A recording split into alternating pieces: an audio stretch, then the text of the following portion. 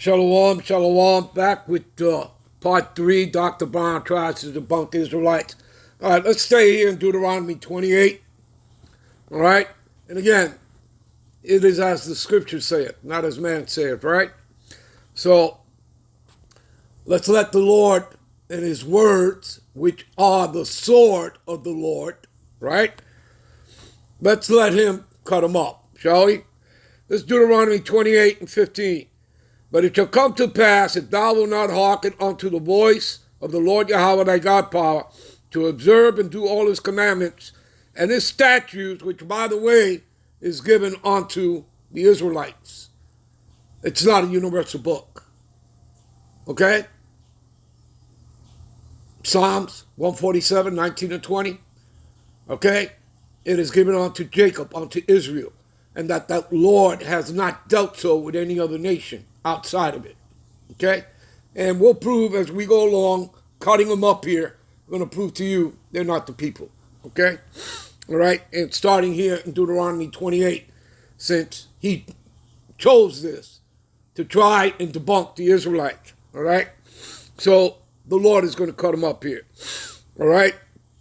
So to observe and do all his commandments and his statutes, which I command thee this day, and that all these curses shall come upon thee and overtake thee. Now, who lives in the hood? Do you see any Edomites in the hood? All I see is Jake. Negro Latinos, Native Americans, right? That's all I see is Jake. All right? You understand that, people? Okay. I think that's clear enough for you. All right. Let's jump to verse 32 here. Thy sons and thy daughters, remember, this is all part of the curses. So let's see if this happened to them, to these Edomites, to these Amalekites, these 1948ers. Thy sons and daughters shall be given unto another people, and thy eyes shall look and fail with longing for them all day long. And there shall be no might in thy hand, right? We didn't have any power to fight them, right? Okay? Oh, by the way, were they part of the Trail of Tears? Were those Edomites? Or were those the Northern Kingdom, what they call Indians, what they call savages? You know, I don't recall seeing any Edomites on the Trail of Tears, right? Okay. All right. Let's jump to verse. Let's see here. Let's jump to verse 41. Let's jump there. And thou shalt beget sons and daughters, but thou shalt not enjoy them, for they shall go into captivity, right? And we were in captivity under the Babylonians, under Medo-Persia, under the Greeks, starting with Alexander the Great and his father, King Philip the Macedonian, under King Antiochus Epiphanes, all right? And eventually, you know, the Edomites calling themselves Greeks, eventually morphed into the fourth and final beast, the Roman Empire. And that's what you're living in. You're living in the revived Roman Empire here in America, Babylon the Great. The last leg and extension, all right, of that beast system, all right?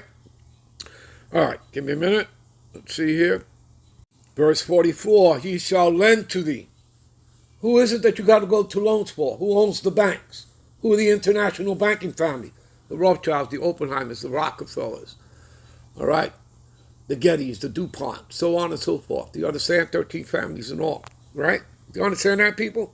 Is it you that's lending money? Are you sitting in the policy? Okay? Do you make, pass the legislations? All right? And by the way, the legislations and laws they pass are what? They're unrighteous decrees. Okay? They're wicked. Right? Yeah, because it's on you, onto you Israelites, for you to fall into their net. All right? Okay? Moreover, all these curses shall come upon thee and shall pursue thee and overtake thee, till thou be destroyed. Yeah, spiritually and mentally dead, as you read in Revelations, the 11th chapter. All right? But again, when you go, according to prophecy, Ezekiel chapter 37, the valley of dry bone, that valley is talking about America, Babylon the Great. Again, a certain number of people, the Great Awakening, right?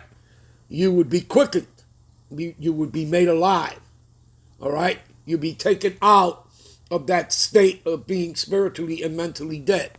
Okay? And you would be made alive. The Lord would open up your eyes. Okay? Tell me that's not happening. Okay? All right.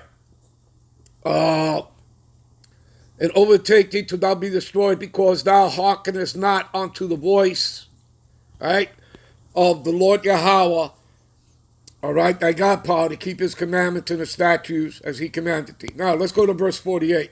Therefore, thou shalt serve thy enemies, which the Lord Yahweh shall send against thee, right?